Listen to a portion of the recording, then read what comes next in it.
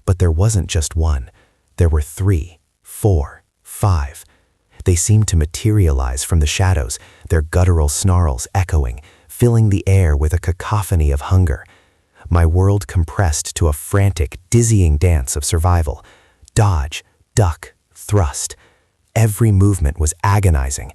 My shoulders ached, tendons stretched taut, threatening to tear.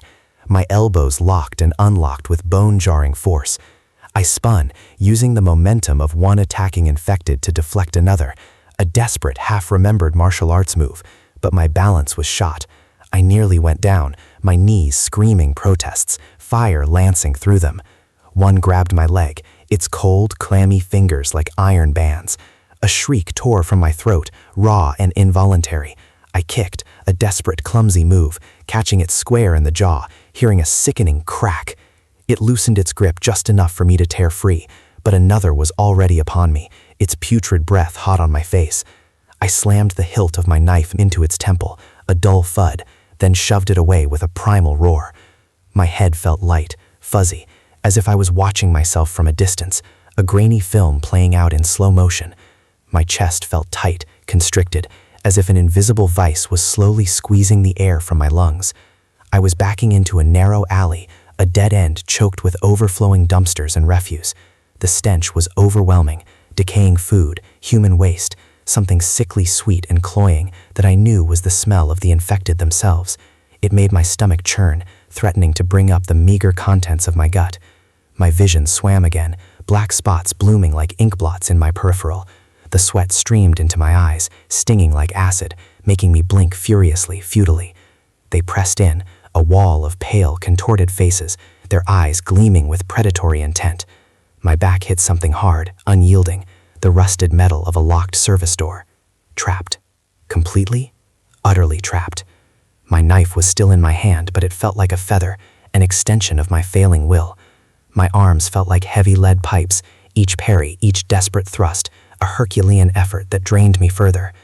I could feel the tremor in my muscles, the warning sign of complete collapse. My breath came in ragged gasps, each one a struggle, tearing at my raw throat. A groan, deeper, more resonant, rumbled through the ground. The giant entity. It was there, at the mouth of the alley, blocking my only retreat, its single ember eye fixed, not on the infected, but on me. It had funneled me, had driven me into this kill box. The infected surged forward, a wave of snapping teeth and clawing hands. I braced myself, my legs screaming, my muscles vibrating with the effort. I swung my knife in a desperate arc, a pathetic attempt to clear a path, but they were too many, too relentless. One latched onto my arm, its teeth tearing through my jacket, drawing blood. Another buried its fingers into my shoulder, its strength surprising. I cried out, a raw animal sound, and felt myself being dragged down, losing my footing, the world tilting violently. My knife slipped from my grasp, clattering uselessly on the concrete. I fell, the impact jarring, stealing what little air remained in my lungs. My head slammed against the ground, sending a shockwave of pain through my skull, and for a moment the world went white. Then a crushing weight settled on me, a tangle of limbs and gnashing teeth, all of them eager, all of them hungry. I thrashed, a helpless, desperate struggle, but my strength was utterly, irrevocably gone.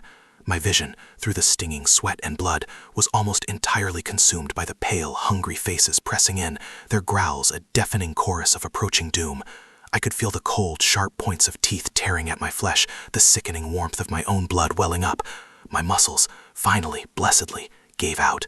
I was a puppet with severed strings, utterly limp beneath the overwhelming weight of their collective assault. Consciousness flickered, a dying ember in a storm. And through the growing darkness, the last thing I saw, the very last thing, was the colossal bladed arm of the larger entity, slowly, deliberately, raising itself high above the scrum of devouring infected, preparing to bring its silent guillotine down, not on me directly, but on the entire pile, to finish us all in one grotesque final sweep. The world exploded, not with a bang, but with a sickening wet thwack that rattled my teeth in my skull. The colossal blade wasn't aimed at me. No, it was aimed at the pile above me, the ravenous scrum of pale, and it carved through them like a god's own cleaver through rotten meat. A searing geyser of bile-green blood and pulverized flesh rained down, thick and hot, coating me instantly. Bones cracked, splintered, and snapped above me, a chorus of tiny, horrifying percussions. For a split second, the crushing weight intensified, the dying spasms of those poor, monstrous bastards driving them deeper into my flailing form, their claws inadvertently tearing new furrows in my skin. Then, just as quickly, the pressure vanished, replaced by the chilling, slick sensation of decaying matter collapsing around me, settling like a macabre blanket.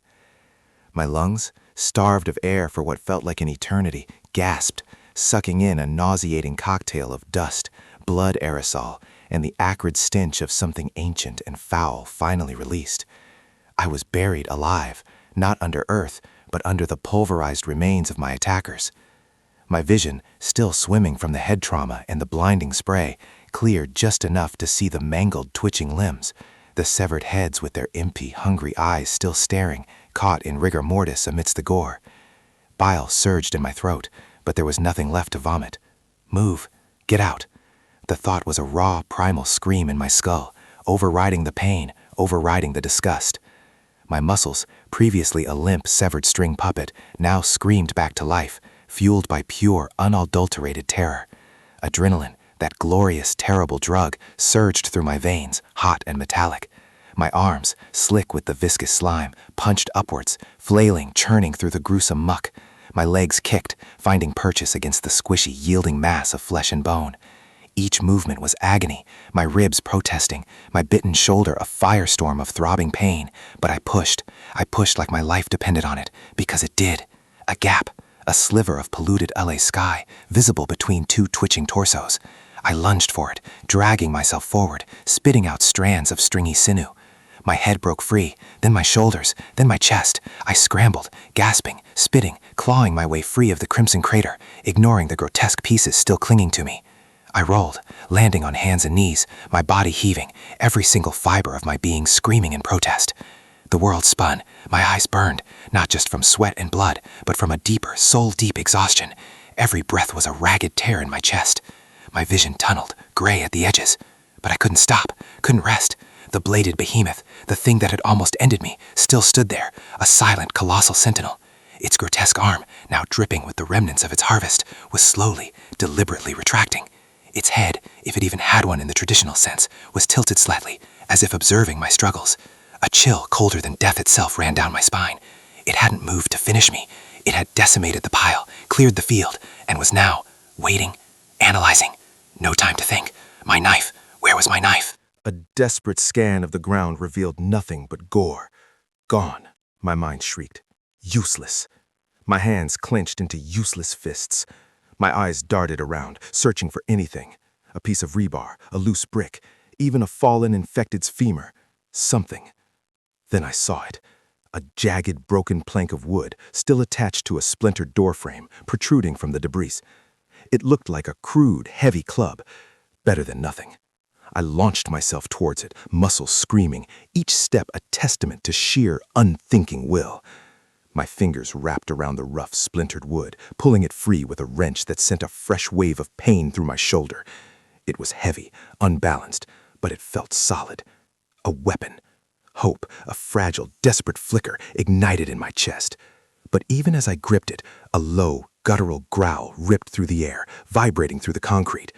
Not from the bladed giant, but from the periphery. More of them. Always more. They boiled out from behind overturned cars, from darkened doorways, a pale, shambling tide. How many? The thought was futile. Too many. Always too many. My legs, which felt like they were made of concrete and razor wire, braced. My heart hammered against my ribs, a frantic drum solo of dread. My vision, still swimming, caught the glint of their eyes, the flash of their teeth, the terrible, unnatural speed of their movements. They came, a wave of pale death. I swung the plank, not with finesse, but with raw, brute desperation. The first one, a wiry female, took the blow square in the chest. A sickening crack echoed, and she went down, limbs splaying, a gurgling shriek escaping her throat.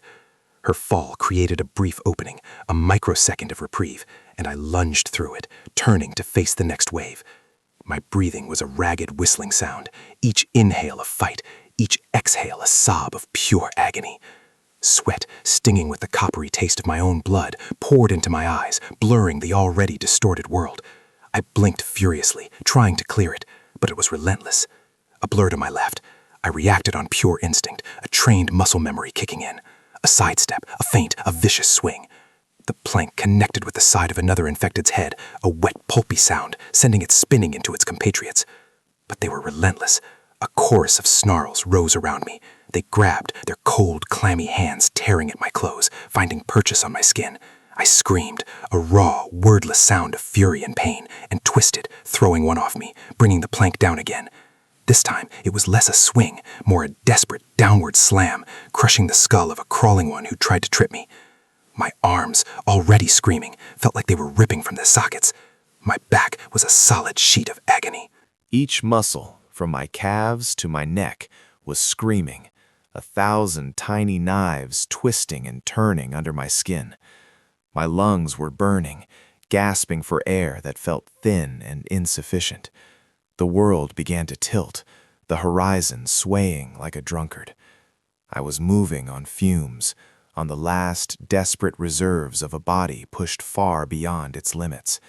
I could feel the cuts, the scrapes, the angry throb of the bites on my shoulder and forearm. They were bleeding, seeping, staining my torn clothes a darker, richer crimson. No, not yet. Not like this. I pushed through them, a desperate salmon swimming upstream against a torrent of predators. My movements became sloppier, less precise. I stumbled, recovered, swung, stumbled again. The plank felt like it weighed a ton. My vision kept blurring, dark spots dancing at the edges, the world flickering in and out. I could feel the bladed giant, that terrible, patient hunter, somewhere behind me. An unseen pressure, a silent countdown. It hadn't come for me directly, but it felt like it was hurting me, pushing me into a tighter, more lethal corner. A sudden, sharp pain in my calf. I cried out, losing my balance, my leg giving way beneath me. Another one had latched on, its teeth tearing through the gingham, sinking into the flesh.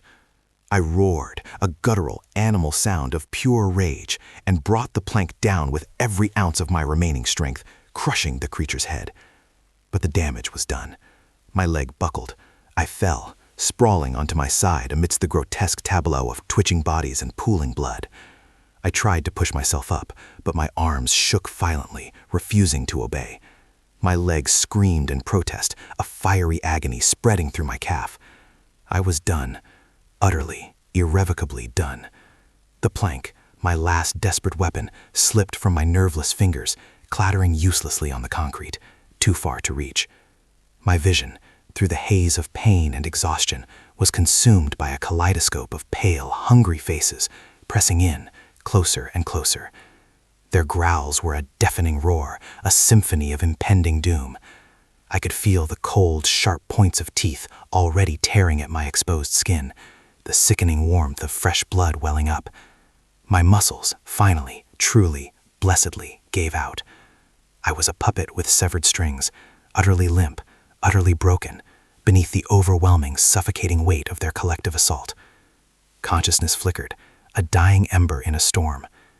And through the growing darkness, the last thing I heard, the very last thing, was the distant mechanical groan of the bladed entity, a sound that seemed to vibrate through the very ground beneath me, growing louder, closer, followed by the terrifying rhythmic scrape, scrape, scrape of its massive arm dragging itself across the ruined pavement, moving towards the now helpless, broken pile of me. The crushing weight was absolute. Not the quick, sharp tear I'd expected, but a sickening, prolonged mashing, a million tiny needle-sharp teeth worrying at my exposed calf, my arm, my throat. Blood, hot and metallic, flooded my mouth, choking me, mixing with the grit and dust forced from the asphalt. I was a rag doll, a meat sack, every sinew protesting, then failing, then simply gone. The world blurred into a kaleidoscope of pale, ravenous faces, their breath hot and foul against my skin, their growls vibrating through my very bones. I was dying. This was it. The final, ignominious curtain call. not under a carefully choreographed collapse, but buried beneath a squirming, hungry tide of the damned. Then, a sound that wasn't a growl, wasn't a scream, wasn't the wet tearing of flesh. It was a thrum, a deep mechanical groan that vibrated through the very ground, through my collapsing chest cavity, silencing, for one terrifying, impossible second, the gnawing horde. The scrape, scrape, scrape intensified, a gargantuan fingernail dragging across the planet's skin, impossibly close. It wasn't moving towards the pile of me, it was moving into the pile of them. A shudder rippled through the grotesque mass above me. A shriek, not human, not infected, but something ancient and unholy, ripped through the air, followed by a sound like a wet sack of concrete exploding. Pressure eased.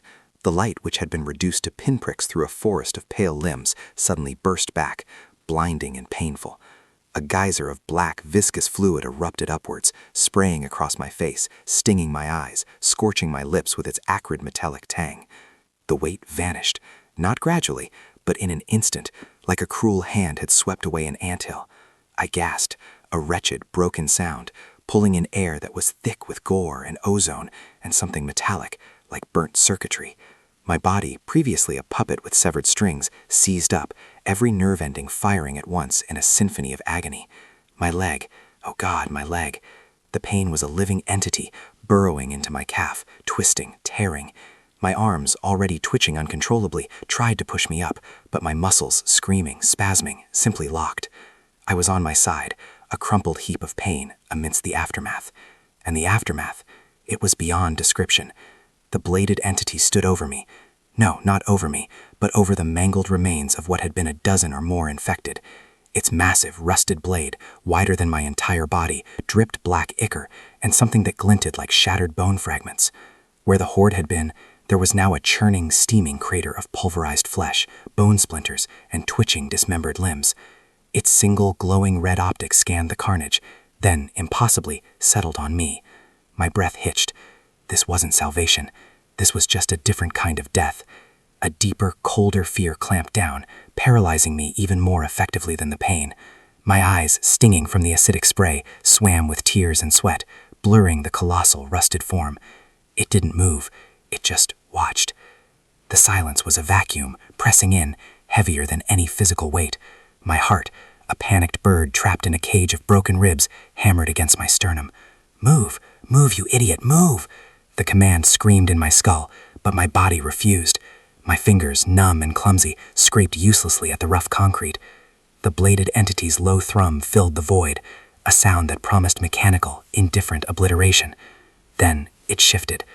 A slow, agonizing turn of its torso, the protesting groan of ancient metal joints echoing like a death knell. Its colossal blade lifted, dripping, and it began to move, not towards me, but past me, continuing its relentless scrape, scrape, scrape march down the ruined street. It left behind a trail of pulverized pavement and a stench that curdled the blood. A choked sob escaped me, relief and sheer terror battling for supremacy. I wasn't dead. Not yet, but I might as well be. My body was a wreck. Every muscle, from my twitching eyelids to my torn gastrocnemius, screamed. My vision swam with black spots and dancing light, the world tilting precariously.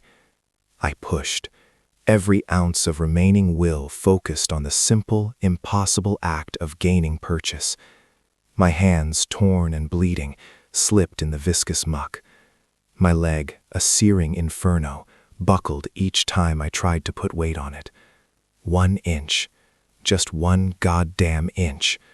I dug my fingernails into a jagged crack in the concrete, clawed, pulled, groaned. My biceps, bulging with effort, felt like they were ripping from the bone. Sweat, cold and clammy, plastered my hair to my face, stinging my eyes with its salt. My breathing was a series of ragged, wet gasps, each inhale a knife in my lungs. Slowly, agonizingly, I dragged myself forward, away from the steaming charnel pit, away from the lingering, terrifying aura of the bladed entity. The street was a nightmare mosaic of shattered glass, twisted rebar, and the ever-present grotesque remains of the infected. Every shadow seemed to writhe, every distant sound a potential new horror. I could hear them, a symphony of snarls and chitters, growing closer again. The brief interlude of the bladed entity's wrath had only finned the herd in one localized spot. The rest of the city still teemed with them. They were drawn to the sound of the entity, to the fresh scent of blood, to me.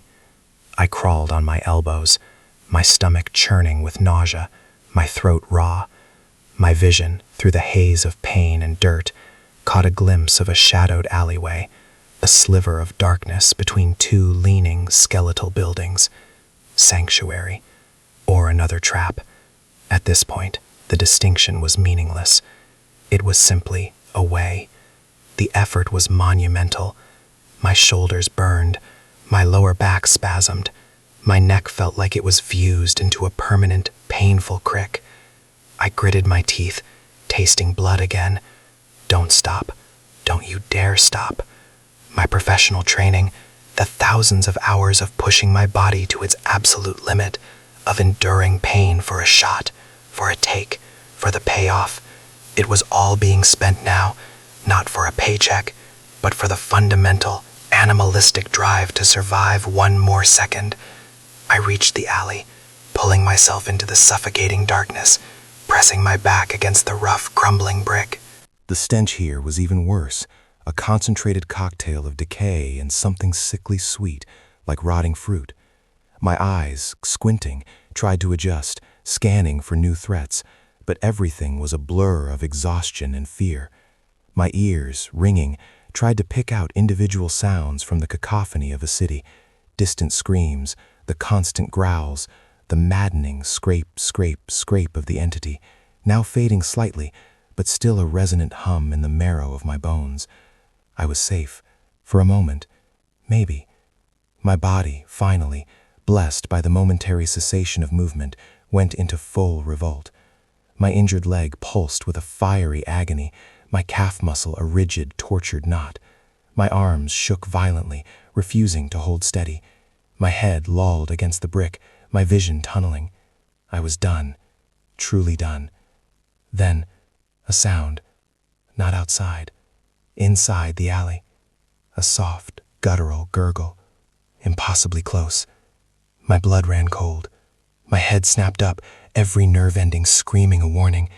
And there, just 10 feet from me, emerging from a deeper shadow, was a cluster of them. 4, 5, maybe more. Their pale, gaunt forms were barely visible in the gloom, but their eyes, wide and unblinking, gleamed with an unholy hunger. They had been drawn to the alley by the stench, by the sounds, by me. My breath caught in my throat. No weapon, no strength, nowhere to run. They began to shuffle forward, a horrifying, slow-motion ballet of approaching doom. The gurgling intensified, their hands tipped with razor-sharp nails, reaching, beckoning. My muscles, despite their agony, surged with a last desperate burst of adrenaline. My bulging veins, visible even in the dim light, throbbed. I tried to push myself up, to find some forgotten scrap of a weapon, a rock, a broken bottle, anything.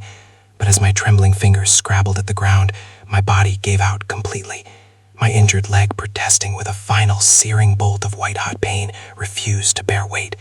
I collapsed, sprawling forward, sending a cloud of dust and debris into the already putrid air. My head hit something hard, concrete, jagged and unforgiving. Darkness, not from the alley, but from within, began to swallow me whole. The growls grew louder, closer, echoing in my ears, not just from the infected, but from the rising, insistent groan of the bladed entity, now louder again, growing with terrifying speed. It wasn't just passing, it was turning back. The scrape, scrape, scrape was no longer distant. It was right there, at the mouth of the alley, blocking my only way out, its red optic a searing beacon of mechanical, indifferent destruction. Trapped between the gnashing teeth of the horde and the unstoppable, grinding blade of pure oblivion. The impact of the concrete sent a skull-shattering shockwave through my already battered brain. For a split second, the world fractured into a kaleidoscope of static and blinding white light. then plunged into a murky, suffocating black that promised oblivion. My vision tunneled, the edges blurring into an encroaching void, threatening to drag me under for good, to extinguish the last flicker of consciousness that stubbornly clung to existence. My jaw clenched, so tight my teeth ached, my muscles screaming from the sheer, agonizing effort of simply being alive, of resisting the gravitational pull of unconsciousness. A metallic taste bloomed on my tongue, coppery, thick, unmistakably blood, not just from my split lip, which now throbbed with a fresh intensity, but from the deep, bruising ache at the base of my skull, a testament to the unforgiving concrete. Consciousness, a fragile spark, danced precariously on the precipice, battling the seductive, treacherous lure of absolute darkness. No, not like this, not here, not after everything. The guttural symphony of the infected was no longer a distant threat. It was a horrifying chorus of damnation right beside my ear, vibrating through the very ground beneath me. Foul, putrid breath, reeking of decay and unidentifiable organic rot, a miasma of death, washed over my face, burning my nostrils, forcing a reflexive gag that sent a fresh wave of nausea through my already reeling stomach. I could feel the subtle, disturbing vibrations of their ragged, shallow breathing on the grimy ground beneath my cheek, a chilling prelude to their inevitable embrace.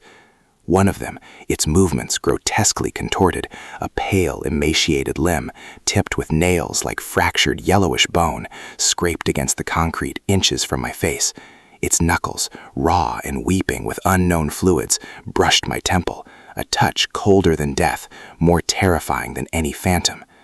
My eyes, though heavy, burning and watering from the pain, the grime and the sheer, unending exhaustion, snapped open with a desperate primal urgency, focusing on the horror inches away. A face, once human, now a mask of stretched, translucent skin over prominent, sharp bone, a maw of ruined, jagged teeth perpetually agape, glistening with viscous, putrid saliva. Its eyes, milky white and seemingly unseeing, rolled back in its head, yet its head was tilted, unnervingly, as if listening intently to the frantic, desperate drumming of my heart against my ribs, a drumbeat of pure fear. My body, a ruin of torn ligaments, bruised flesh, and screaming nerves, betrayed me with every twitch, every involuntary tremor. My leg, that traitorous limb, throbbed with a relentless, searing pain, each beat of my heart sending a fresh, white-hot bolt of agony radiating from the mangled ankle, an inferno of suffering. My other leg, less injured but equally fatigued, felt like lead, a dead weight I could no longer command. My arms, leaden, numb, and useless, lay sprawled, unable to find purchase, unable to push, to lift, to defend. Every muscle fiber in my back, my chest, my shoulders felt stretched to breaking point, 100 tiny internal screams echoing within my very being. My bulging veins, visible beneath the thin film of sweat and grime that coated my skin, pulsed erratically, a frantic, desperate rhythm mirroring my failing heart. Sweat, copious and stinging, streamed into my eyes, blurring the already distorted vision, making the world swim in a haze of fear, pain, and utter exhaustion. I squeezed my eyelids shut for a nanosecond, a desperate, futile attempt to clear the burning saline, but that only intensified the terrifying sensation of the world closing in, shrinking to a pinprick of light. The scrape, scrape, scrape of the bladed entity outside the alley had intensified, transformed from a distant, grinding promise of death into a present, vibrating reality that permeated my very bones. The red optic, a malevolent, unblinking eye, pulsed with an almost physical heat at the alley's mouth, casting long, shifting shadows that danced a grotesque, macabre jig with the approaching forms of the infected. It wasn't just blocking the exit, it was advancing, an implacable, mechanical juggernaut. The metallic shriek of its massive blades carving through the rough asphalt outside sent agonizing shivers down my spine, a sound of utter, indifferent finality, a death knell. It was closing the trap, slowly, methodically, relentlessly. I was a rat in a maze, and the walls were collapsing inward, squeezing me into nothingness. Think, damn it, think. My mind, a frantic squirrel in a cage, scrambled for any scrap of information, any instinct, any forgotten technique from a decade of death-defying stunts. My brain was a fog, thick with pain and the encroaching darkness, but somewhere, deep within the primal, reptilian core of my being, a voice shrieked, insistent, deafening. Survive! I was a stuntman, not a soldier, but I had learned to fall, to absorb impact, to redirect momentum, to turn a disadvantage into a split-second impossible opportunity. This wasn't a rehearsed fall onto an airbag, a controlled descent for a camera. This was the real thing. No wire work, no safety nets, no second takes. Only raw, visceral, terrifying reality. My trembling fingers, still scrabbling at the ground in a desperate, futile search, finally caught on something. Not a weapon, not a broken bottle, not even a useful rock, but a mere shard of what felt like broken glass embedded stubbornly in the grime. Too small, too dull, but it was something. My hand, slick with sweat and something else unidentifiable from the alley floor, gripped it feebly, the sharp edge digging into my palm, but I barely registered the minor pain. Useless, my rational brain screamed, but the primal part held on. My eyes darted around, despite the pain, despite the encroaching darkness, searching for any advantage. The wall beside me, rough brick, stained with years of urban decay, with cryptic graffiti and ancient grime. The rusted dumpster, a hulking metal beast, a few feet away, providing minimal cover, but also a potential barrier, a momentary shield, or perhaps even a platform. And the infected, perhaps a dozen of them, now fully within arm's reach, their gurgling mouths widening, their claws extending, ready to tear, to rend, to consume. The first one lunged. Not a coordinated attack, but a desperate animalistic lunge, driven by blind, insatiable hunger. Its pale, skeletal hand, tipped with those grotesque yellowed nails, swiped at my chest. I twisted, a sudden, desperate contortion of my torso, drawing on every last agonizing ounce of core strength I possessed. Emotion so strained it felt like my internal organs were being rearranged. A searing pain shot through my ribs as the movement jarred something deep inside, a dull, sickening crackle that echoed in my ears, but the swipe missed, the nails scraping against the concrete inches from my face where my head had been moments before. My vision swam, the world tilting precariously. The momentary reprieve was a mirage, a cruel trick of a dying mind. Another two pressed forward, their snarls echoing the deeper, grinding, mechanical groan of the bladed entity now visibly entering the alley, its chassis a brutalist block of dark, unfeeling metal. Its red optic swept across the scene, a silent, unblinking judge, its crimson gaze chilling me to the bone. The air grew colder, heavy with the metallic stench of ozone and rust, mingling grotesquely with the putrefaction of the infected. This wasn't just a physical threat, it was a psychological assault, a twin-pronged attack on every sense, every nerve ending, an existential terror. My body screamed for rest, for surrender, for the sweet release of unconsciousness, but my training, years of pushing past the breaking point, of ignoring the pain, kicked in. Controlled falling, momentum redirection, use their weight against them, lies my brain told itself to keep from collapsing entirely, to fuel the desperate last-ditch effort. There was no real fight left in me, only desperate instinctual evasion, a twitching reflex against the inevitable. I lunged forward, not at an infected, but into the space between them, a desperate, clumsy roll that sent another jolt of white-hot agony through my mangled ankle. My head hit the ground again, but this time I was ready, having twisted just enough to absorb the impact with my shoulder, grimacing through the agony, a silent scream trapped in my throat. I was on my stomach now, crawling, desperate, pathetic, fueled by pure, unadulterated terror. The glass shard, still clutched inexplicably in my hand, was digging deeper into my palm, but it was a distant ache compared to the inferno raging through my body. The infected, momentarily confused by my sudden worm-like movement, stumbled over each other, their gurgles turning to frustrated snarls, a chorus of impotent rage. Their coordination was poor, their vision likely worse than mine in the dim, shadowed light, relying predominantly on scent and sound. That was my only razor-thin edge, a flicker of hope in an ocean of despair.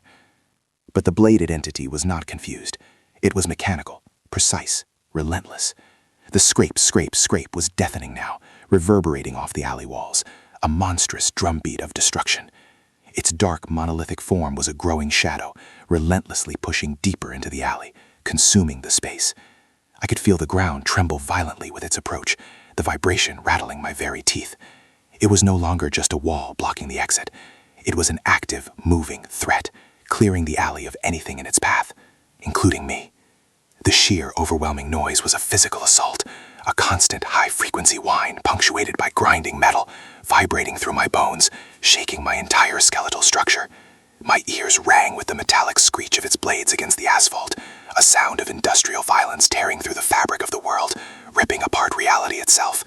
I scrabbled towards the rusted dumpster, a desperate, pathetic crawl on hands and knees, dragging my injured leg behind me like a broken limb. My chest heaved, each breath a painful, ragged rasp, tearing at my throat, each inhalation feeling like drawing in glass shards. My lungs burned, an inferno of their own, demanding more oxygen than my battered body could possibly supply. Sweat, thick and saline, streamed down my face in rivulets, stinging my eyes with renewed, unbearable intensity, making the pale, grasping hands of the infected shimmer like monstrous, insubstantial phantoms in my blurred vision. My heart was a frantic, unsustainable drum, threatening to burst from my ribs, its rhythm chaotic and unsustainable, a final, desperate gasp. My vision, despite my best efforts, was narrowing, gray at the edges, the world fading to a pinpoint, the darkness from within threatening to finally conquer the light. One of the infected, recovering its footing with uncanny speed, let out a piercing shriek, a sound that tore through the overwhelming din of the machine, a sound of pure, unholy hunger, a banshee wail. It launched itself at me, a desperate, flailing leap, a blur of pale flesh and sharpened claws. I saw its maw, wide and rotten, its sharp, broken teeth glinting in the crimson glow of the bladed entity's optic, its milky eyes, if they could be called that, fixed with chilling certainty on my exposed neck. This was it, the final moment. My body, utterly spent, had nothing left to give. My muscles screamed a silent protest, refusing to obey, burning with a fire that consumed all strength. My bulging veins stood out like cords, threatening to rupture from the sheer internal pressure. But then, a memory, sharp and vivid, like a jolt of pure adrenaline, pierced through the haze of pain and fear, cutting through the encroaching darkness. A stunt coordinator's voice, years ago, on a dusty, sun-baked set, his words echoing in the cavern of my skull. When you're falling, when you're sure you're dead, find the unlikely purchase, the loose plank, the forgotten rope, the unexpected handhold. There's always something. Unlikely purchase. What was left? The dumpster. Too far now, and too exposed. The wall. Too slick with grime and shadowed for a grip. The infected themselves. A suicidal, insane thought sparked in my mind, a desperate, impossible gamble. What if the bladed entity wasn't just a threat, but a tool? Its blades were indiscriminate. They ripped through anything, organic or inorganic. If the infected were caught in its path, the shriek of the attacking mutant was already in my ears, its foul, putrid breath already on my skin, closer than any lover's whisper, colder than any grave. No time for planning. Pure, unadulterated instinct. My left arm, the one with slightly more strength, surged outwards, not to push the infected away, but to pull it in, a desperate, almost suicidal lunge. My fingers, surprisingly, found purchase on its gaunt, surprisingly slick shoulder, grasping with the ferocity of a drowning man. The overwhelming smell of its decay filled my nostrils, so potent, so sickening, it almost choked me, making my eyes water even more. With a final gargantuan effort, a scream ripped from my own throat, not of pain, but of raw animalistic defiance, a guttural roar against the dying light, I twisted my body again, using the last vestiges of my core strength. My good leg, finding a temporary, miraculous brace against the uneven concrete, pushed off with everything it had. I wasn't just pulling the infected. I was using its forward momentum, its considerable decaying weight as a pivot, a fulcrum in this desperate equation. My intention was clear, terrifyingly simple, yet seemingly impossible. propel myself under its lunging form, using its body as a shield, a momentary grotesque distraction from the mechanical horror closing in.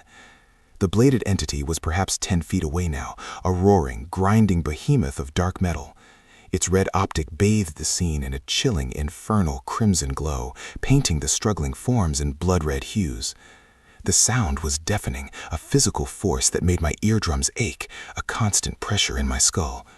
The ground vibrated violently, sending tremors through my entire body, threatening to dislodge my last desperate hold. The infected mutant, caught utterly off guard by my suicidal embrace, stumbled, its shriek turning into a confused, choked gurgle, its flailing becoming less targeted, more desperate. I pushed, pulled, twisted, a grotesque tangle of human and mutant limbs, of desperation and primal terror.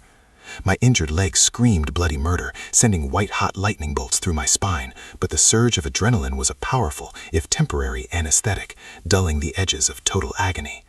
My bulging veins stood out like cords under my skin, every muscle screaming, every joint protesting against the impossible demands placed upon them. Sweat blinded me, but I didn't dare wipe my eyes, not for a single fraction of a second.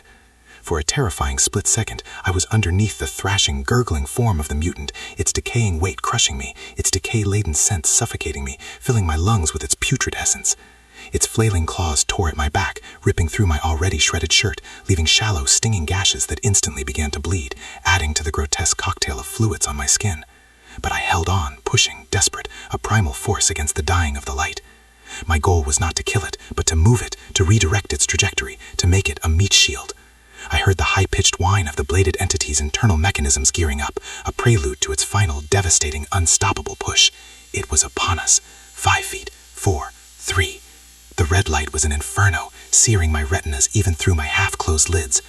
With a final, earth-shattering shove, a last desperate convulsion of my entire body, I threw the mutant forward, directly into the path of the encroaching machine. Its momentum, combined with my desperate, impossible push, sent it careening, a limp, gurgling projectile, directly into the spinning maw.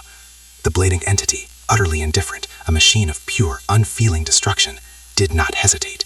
The crunch was sickening, a wet, bone-shattering sound that resonated deep within my chest, immediately followed by the high-pitched shriek of metal on bone and gristle as its massive, rotating blades bit deep, then deeper still. A geyser of dark, viscous fluid erupted, showering me, coating my face, my hair, my already filthy clothes in a warm, sickening spray. The gurgling ceased, abruptly, horribly, replaced by the relentless, grinding hum of the machine as it continued its work, reducing the mutant to unidentifiable pulp, a grotesque smear on the asphalt. But I wasn't clear. The force of my desperate shove, combined with the mutant's flailing resistance, had thrown me, too, not into the blades, but with bone-jarring force against the grimy alley wall. My head hit the brick with a dull, sickening thud, a different kind of impact than the concrete, but just as jarring, just as skull-rattling. The world spun again, faster, darker, the internal blackness fighting furiously against the last vestiges of my awareness. My vision, already failing, flickered violently, threatening to extinguish completely. The bladed entity, having shredded one obstacle with cold efficiency, continued its inexorable advance, its red optics sweeping over the mangled remains, then directly at me, pinned against the wall like a moth. It was too close. Too damned close. The deafening scrape, scrape, scrape of its blades was directly over me, a terrifying mechanical symphony of death, the very air around it vibrating with destructive energy. I could feel the cold, metallic breeze generated by its monstrous spin, the powerful vibration of its chassis shaking the very bricks of the wall behind me, threatening to dislodge them. My lungs burned, starved for air, feeling collapsed. My muscles, having given their absolute last, now spasmed uncontrollably, twitching and seizing.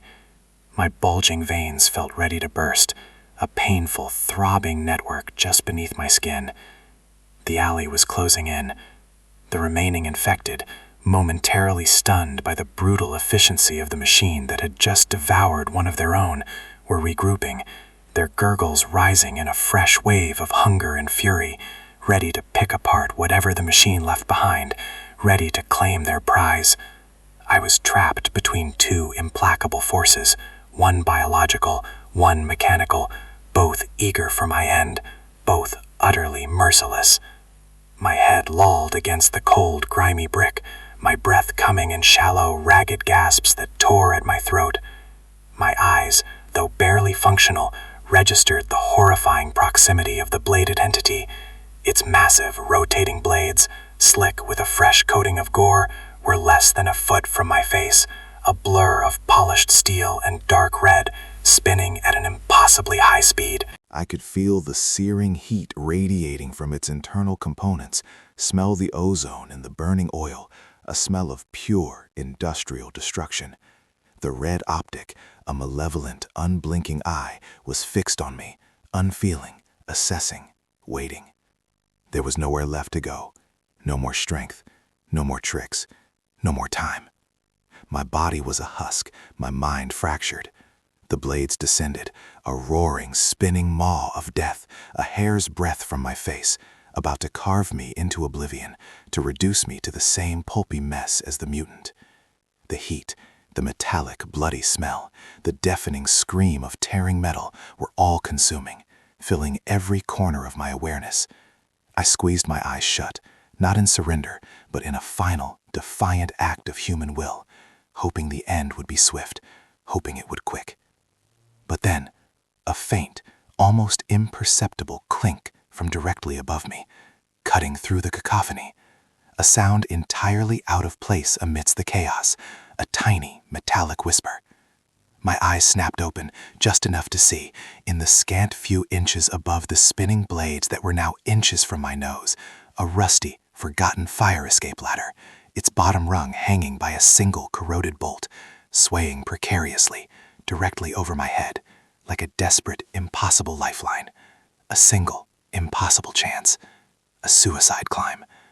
But the bladed entity was already upon me, its blades just inches away from my throat, screaming its mechanical death song, and the remaining infected were closing fast from behind, their gurgling hunger a palpable presence, their shadows already falling over me.